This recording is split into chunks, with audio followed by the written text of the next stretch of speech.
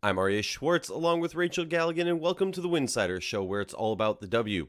The season is here, and some people are starting off right where they left off last year. Through 2 games, averaging 21 points, 6 rebounds, and shooting over 50% from the field.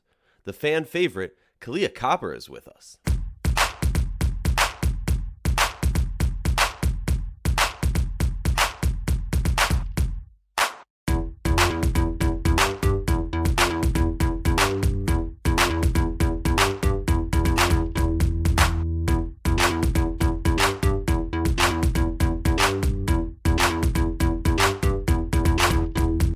If you like our show, please consider joining our Patreon community, patreon.com/Winsidr. For less than a cup of coffee a month, you can directly show support for the hard work we do covering the W. And don't forget to see our amazing staff's written content over at winsidr.com. And remember, downloading the episode makes our stats better, your listening experience better, and allows us to continue doing this important work. Kahleah freaking Copper is in the house. Welcome to the show. How you doing? I'm good. How are you? I'm loving this energy. I need to get one of the KFC t-shirts. I might have to hit up Breaking Tea and get one of those. But I want to talk about your game.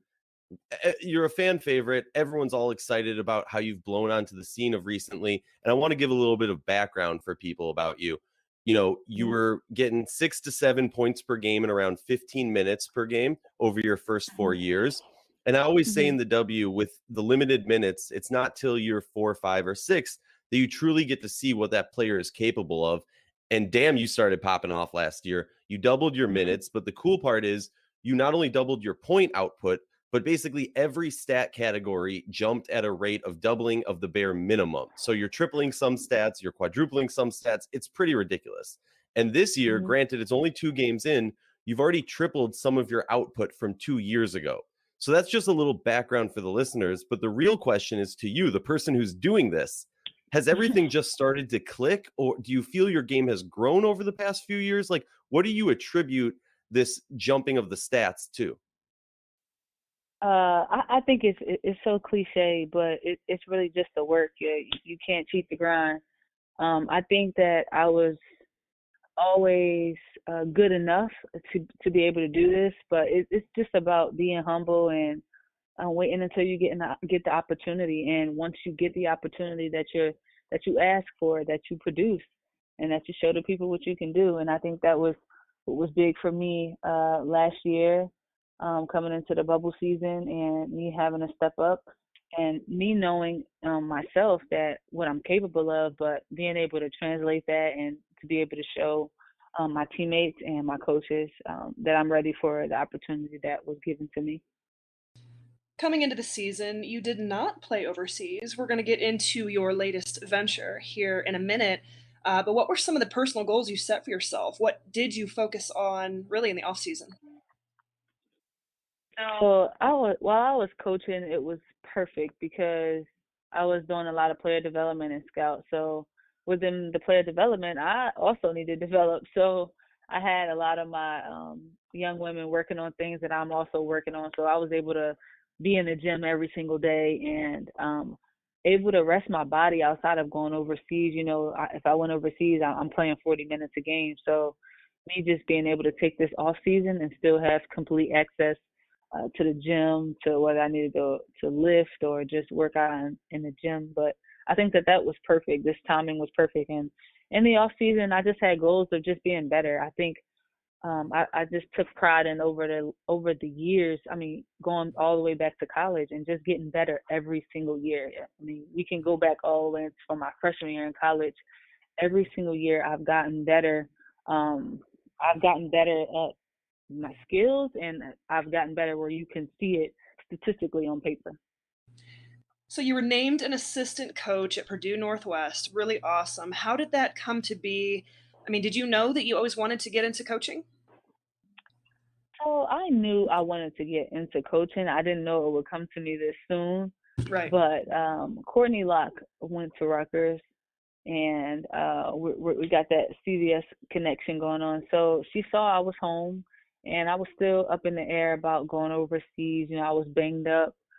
after the bubble, and I just thought, and with coronavirus and everything, I thought it was best that I stayed home, stay safe, and try to figure out what would be my next move. And she saw that I was home, and she presented the opportunity for me, and I gave it some thought, and I was just like, like I don't know if I'll be good. I mean, I know I would be good at it, but I didn't know if I was ready. So I actually had a conversation with one of my mentors, and I had a conversation with James, and he was like, I think this is great for you.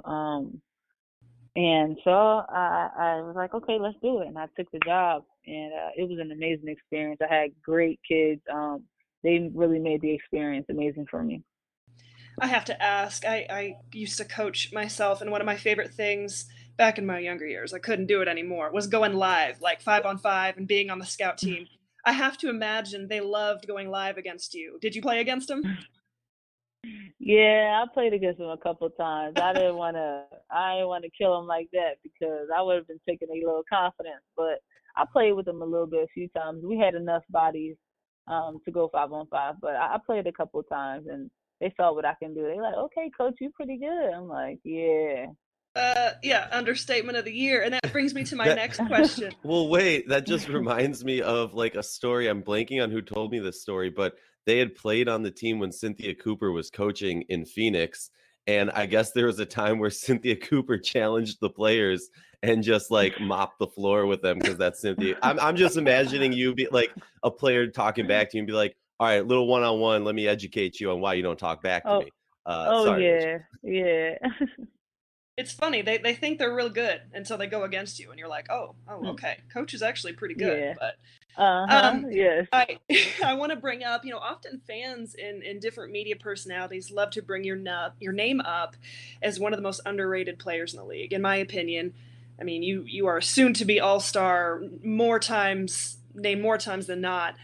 Honestly, I think you're playing some of the best basketball of your career right now. What is your reaction to kind of that most underrated title that you get so often? I'm so humble. I just like I like being an underdog, not really getting the credit that I maybe deserve or whatever it is, but I'm gonna come in every day and I'm gonna do what I'm supposed to do, and I'm gonna go out there and I'm gonna compete, and I'm gonna continue to just show everybody what I can do. That's the perfect segue to talking Chicago Sky basketball with you because I want to ask about this. The team has been underrated at times, but over the past few years, with the success since James has gotten to Chicago, and obviously with the whole team in general, not just the coach, because you guys are the ones doing it, but the high expectations for this team every year just seem to get bigger and bigger. And I'm curious for you, how does your mentality and your vision change? Because I feel like it's safe assuming that you guys as a team have higher expectations for yourself. Yeah. So I think for the team, we try to block out what other people's expectations are, because being such a good team, you can fall trapped into that and start to apply pressure that isn't really needed. Like we go into games and people are like, oh, y'all should beat them by 20. Like, no, we're not really focused on that. We just come in every single day in practice and we want to be better than we were the day before. I think it's important to take those baby steps like that instead of trying to compare ourselves to other people. And I think it's just most important that we continue to get better every single day, especially locking in on defense, because that was one of our weaknesses. But I had a conversation with my teammates just about having not really living up to expectations. And we know like all the hype that's going on, like, oh, we got Candace Parker now, oh, Diamond's healthy, oh, Kyle's back, and we still got Ollie and Swoop, and so it's a lot to deal with, but just blocking out the noise and just continue to stay together as a team and continue to get better every day. Something I've always wondered ever since Coach Wade took over in Chicago, I feel you guys always start the season like blue hot, not red hot, blue hot. Is there something he does different? I mean, you've been to other training camps. Is he doing something different in the training camp that just gets you like ready for the season better than other coaches? Or am I crazy? Like, why do you guys always start off so good in the beginning of the year? You're definitely crazy, buddy. You mean like killing us in training camp? I mean, Don't tell him I said I that. wouldn't say that. Maybe he does that. I don't. I'm just. What is? Does he just work you like crazy during training camp so you're like ready day one? Because I feel like Yeah. other teams, kind of hobble into the season. Maybe hobble isn't the right word, but you guys, it's like a sprint in the beginning of the season. It's impressive. Yeah. I think James, phew, he really puts the pedal to the metal, and it's in the moment. We were in camp, and I was like, after practice, I would sit down. I'm like, bro, I'm so tired. Like, I literally gave it everything I had, and we were like, we go. Like, we just go, and I think for sure 1,000% that is why, because when we played our first preseason game, like one of the last practices before it, I was like, the game is gonna be so easy. Like the game is gonna be so easy because of the speed that we're going in camp, and when we're playing 5-on-5 in practices, it's not stop and go. We're going. It's just go, go, go, go. But you don't have time to catch your breath. You don't have time to think. We just have to play. So I think that it really prepares us. Like in the moment we complain like, geez, like, can we get a break? Can we get some water? But I'm telling you, the games are 1,000 times easier. Support for the Winsidr Show is brought to you by Manscaped, the best in below-the-waist grooming. Manscaped offers precision-engineered tools for your personal space. Manscaped just launched their 4th-generation trimmer, the Lawnmower 4.0. You heard that right, 4.0. Join over 2 million men and women worldwide who have trusted Manscaped. With this exclusive offer, you can get 20% off and free worldwide shipping with the code WINSIDR20 at manscaped.com. I'm one of the first to try the new Lawnmower 4.0, and I'm blown away by the performance. The craftsmanship and detail are next level. Manscaped engineered the ultimate body trimmer by focusing on intelligent, functional, and incredibly comfortable grooming experience. Their 4th-generation trimmer features a cutting-edge ceramic blade to reduce grooming accidents thanks to their advanced skin-safe technology. I now feel confident in safe shaving, and so will you. The Lawnmower 4.0 even allows you to customize your trim through additional guard lengths, sizes 1 through 4. And did I mention wireless charging? The new wireless charging system helps the battery length last longer. Get 20% off and free shipping with the code WINSIDR20 at manscaped.com. And trust me, you won't regret this. Well, that actually kind of is a good segue to my next point. I mean, that kind of prepares you for the season, right? I mean, the season is Hmm. so go go go nonstop. Yeah. You're getting ready to play. You've got a homestead coming up. You're playing New York on Sunday, and then you turn around and play at the Atlanta Dream on Tuesday. So, I Yep. mean, it's just like constantly nonstop. And then talk to me a little bit about the challenges of having that quick of a turnaround and preparing for two different teams in that short amount of time. I think we just got to be laser focused.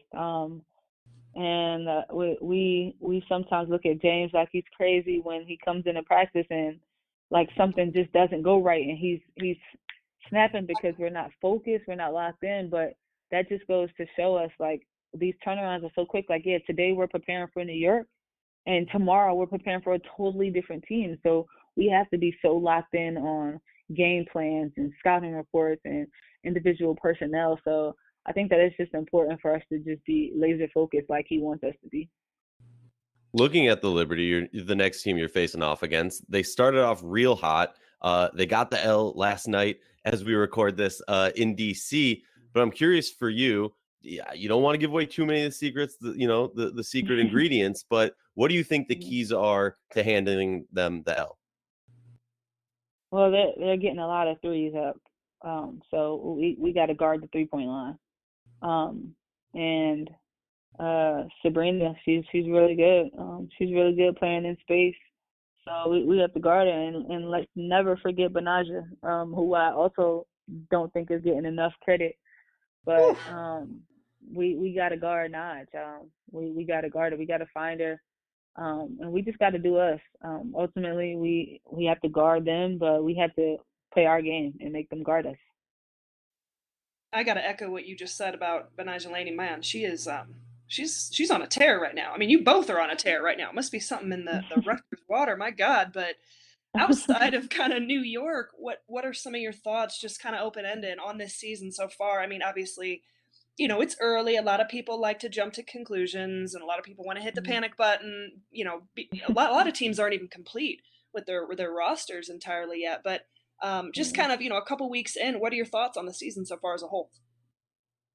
I think it's really competitive. I'm loving this season of the WNBA, and it's a historic season. But just watching all the players play around the league and everybody at seeing different teams, people moving around. You seeing Tina Charles now finally playing with DC this season. And just Candace is with us and how good she's been, and as far as leadership on and off the court. But it's just amazing, like seeing a lot of players around the league and just seeing how competitive it is. This seems to be the Sky team. Seems to be really close. You guys always seem like you have a team that just is filled with chemistry.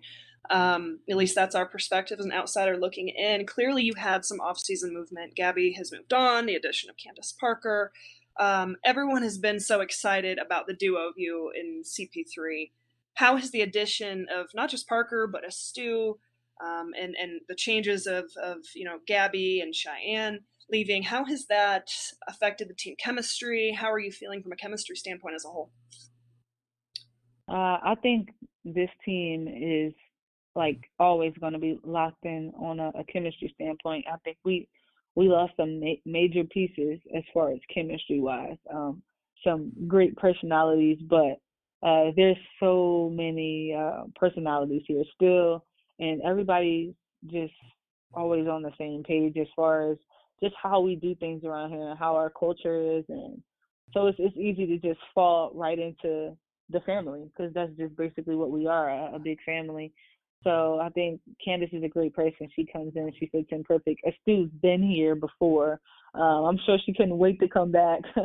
But having Astu back with us is just amazing. I remember just finding out, and I was just so happy to have her back, and for us to have her and really use it to our advantage.